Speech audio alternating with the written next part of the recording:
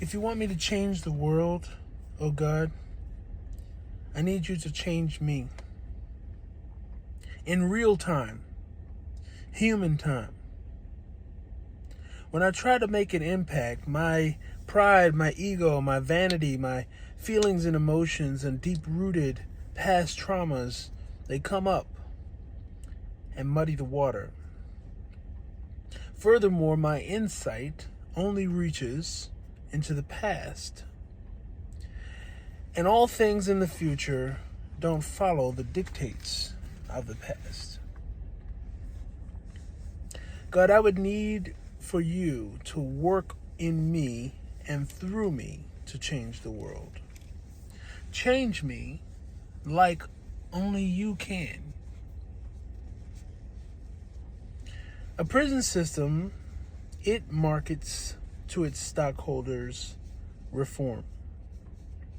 The school industries promotes education. The workforce dictates economy, and parenthood fosters responsibility. Yoga creates wellness, and naturalists embody resourcefulness, where philosophy encourages stoicism. Capitalism stimulates self-preservation, and the justice system upholds fairness. Human rights movements advance equality, and time elicits change. The future, it cultivates hope, and pain, it advances wisdom. Death develops urgency. But you see, all these things separated are merely parts of a whole. The stars and the sun and the moon individually are items and altogether form our solar system.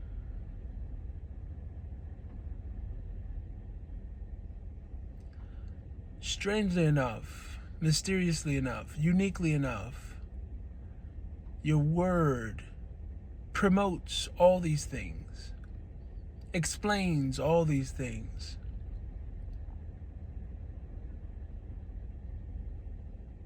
I have found nothing else that does this. I haven't searched everything, but I've certainly dug quite a deep hole in my seeking.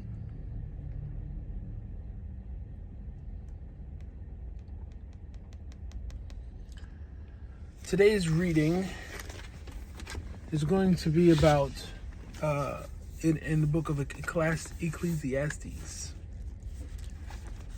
Okay,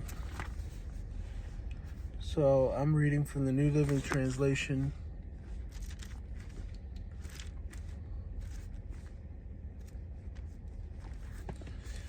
Okay, this book is written by Paul.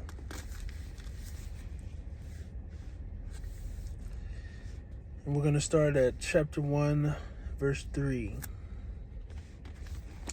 Oh, I'm in the wrong book. I'm in Ephesians. I got to get to Ecclesiastes.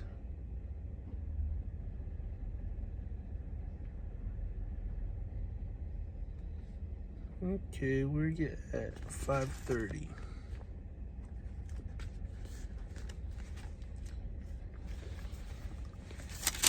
Here we go.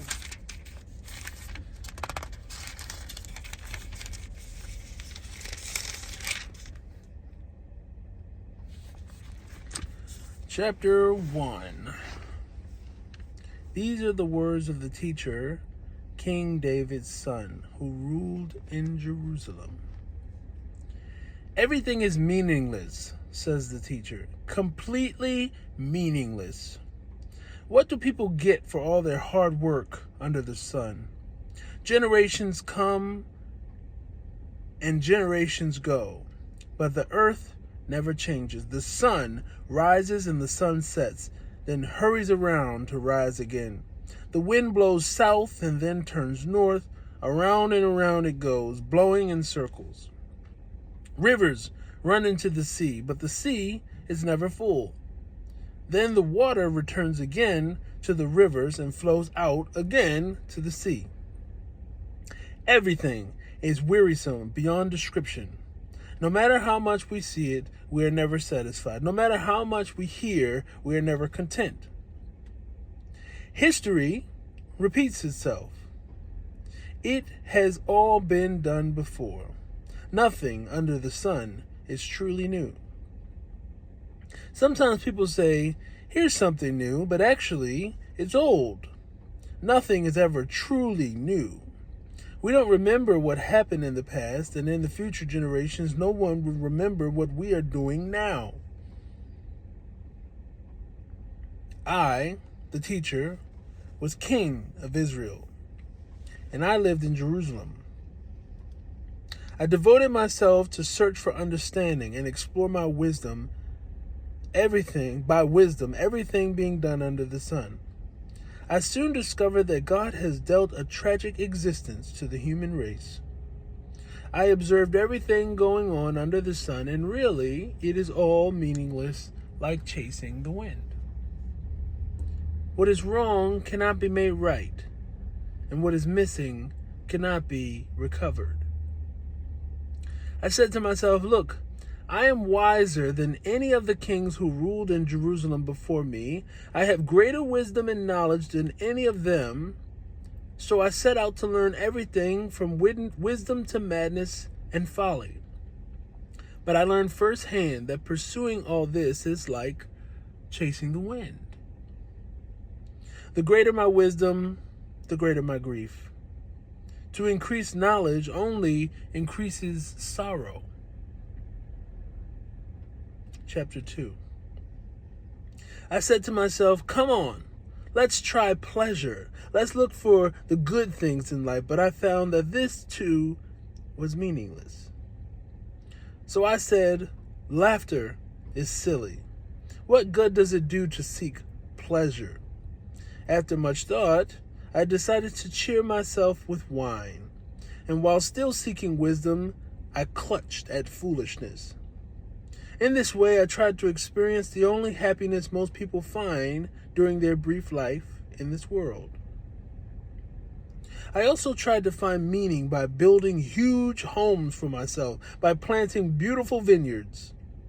I made gardens and parks, filled them with all kinds of fruit trees. I built reservoirs to collect water, to irrigate many flourishing groves. I bought slaves, both men and women, and others were born into my household. I also owned large herds and flocks, more than any of the kings who had lived in Jerusalem before me. I collected great sums of silver and gold, the treasures of many kings and provinces. I hired wonderful singers, both men and women, and had many beautiful concubines. I had everything a man could desire. So I became greater than all who had lived in Jerusalem before me, and my wisdom never fails me. Anything I wanted, I would take. I denied myself no pleasure. I even found great pleasure in hard work, a reward for all my labors. But as I looked at everything I had worked so hard to accomplish, it was also meaningless, like chasing the wind. There was nothing really worthwhile anywhere. So I decided to compare wisdom with foolishness and madness, for who can do this better than I, the king? I thought, wisdom is better than foolishness, just as light is better than darkness. For the wise can see where they are going, but fools walk in the dark. Yet I saw that the wise and the foolish share the same fate. Both will die. So I said to myself, since I will end up the same as the fool, what is the value of all my wisdom? This is also meaningless. For the wise and the foolish both die. The wise will not be remembered any longer than the fool. In the days to come, we will both be forgotten. So I came to hate life, because everything done here under the sun is so troubling. Everything is meaningless, like chasing the wind. I came to hate all my hard work here on earth, for I must leave to others everything I have earned. And who can tell whether my successor will be wise or foolish? Yet they will control everything I have gained by my skill and hard work under the sun. How meaningless. So I gave up in despair, questioning the value of all my hard work in this world. Some people work wisely with knowledge and skills, then must leave the fruit of their efforts to someone who hasn't worked for it. This too is meaningless, a great tragedy. So, what do people get in this life for all their hard work and anxiety? Their days of labor filled with pain and grief. Even at night their minds cannot rest. It is all meaningless. So, I decided there is nothing better than to enjoy food and drink and to find satisfaction in work. Then I realized that these pleasures are from the hand of God. For who can eat or enjoy anything apart from Him? God gives wisdom, knowledge, and joy to those who please Him. But if a sinner becomes wealthy, God takes the wealth away and gives it to those who please Him.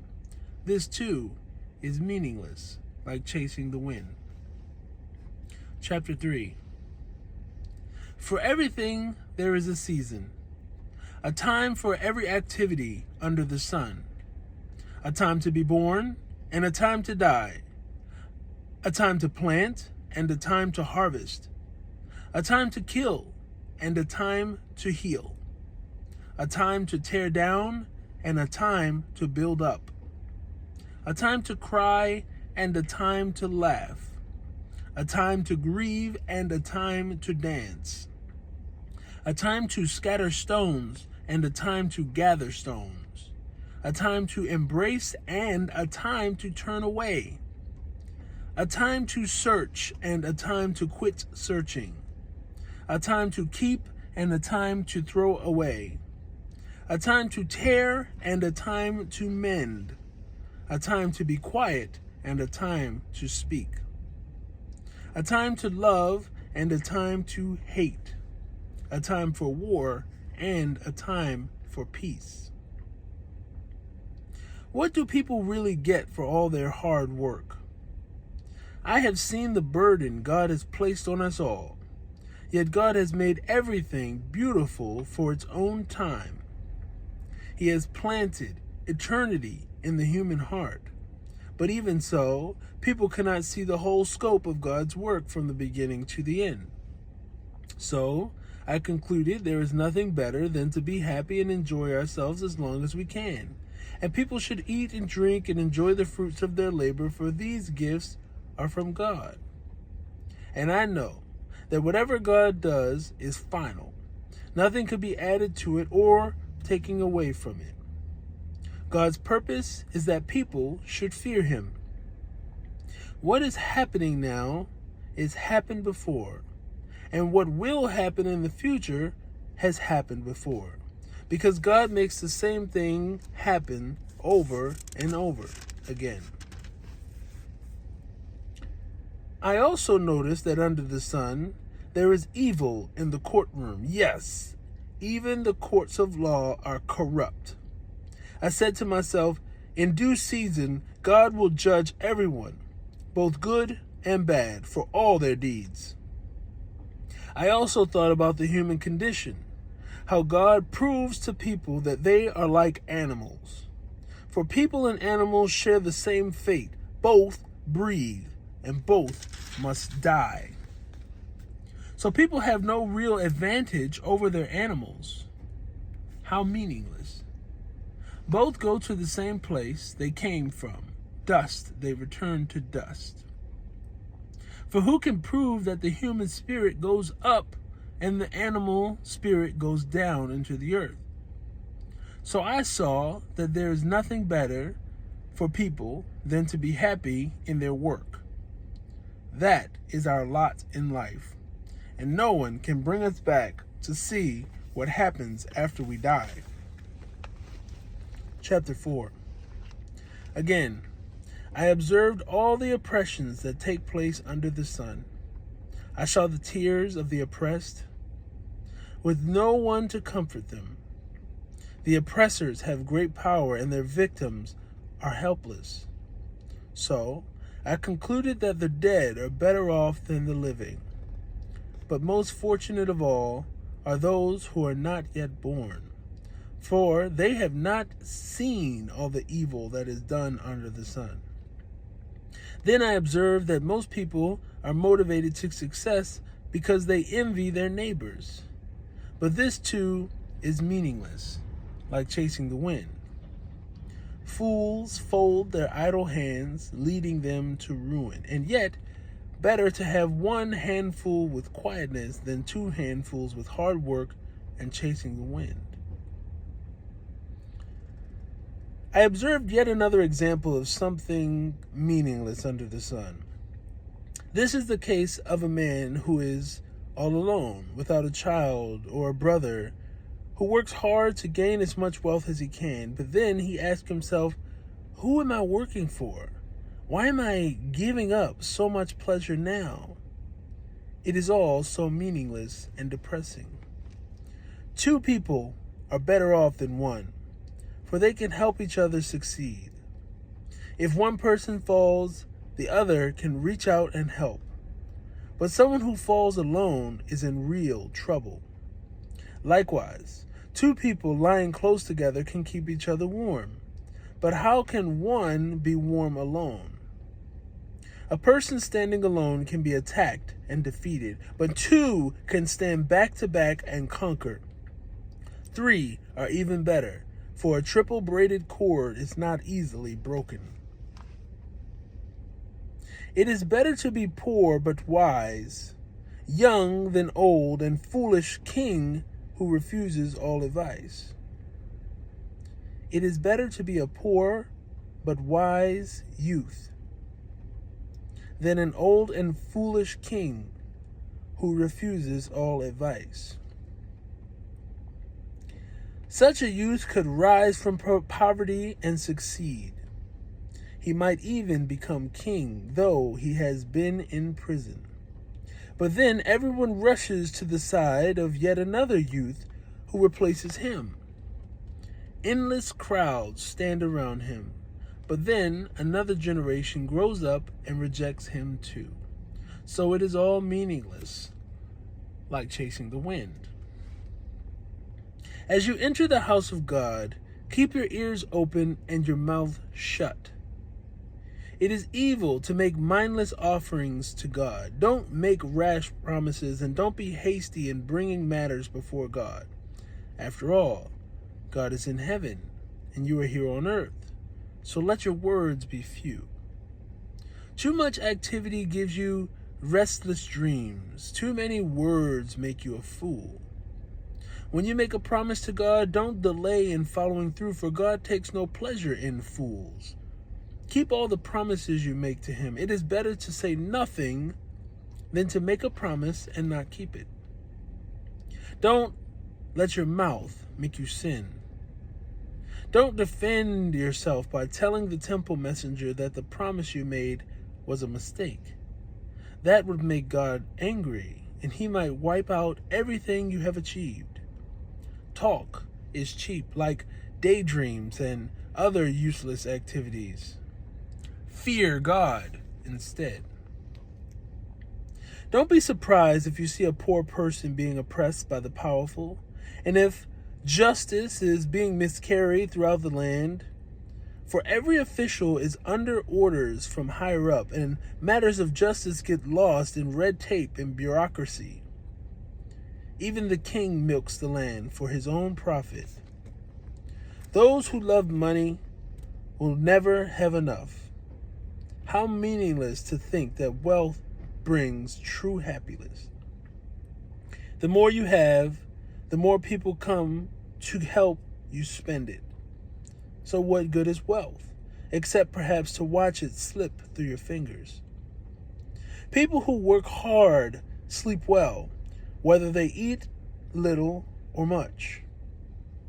But the rich seldom get a good night's sleep. There's another serious problem I've seen under the sun. Hoarding riches harms the saver. Money is put into risky investments that turn sour, and everything is lost. In the end, there is nothing left to pass on to one's children. We all come to the end of our lives as naked and empty-handed as the day we were born. We can't take our riches with us. And this, too, is a very serious problem. People leave this world no better off than when they came. All their hard work is for nothing, like working for the wind.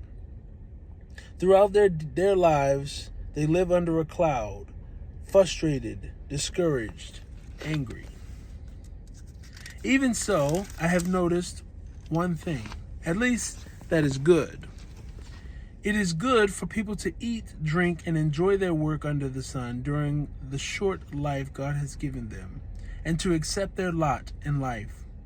And it is a good thing to receive wealth from God and the good health to enjoy it, to enjoy their work, your work, and accept your lot in life.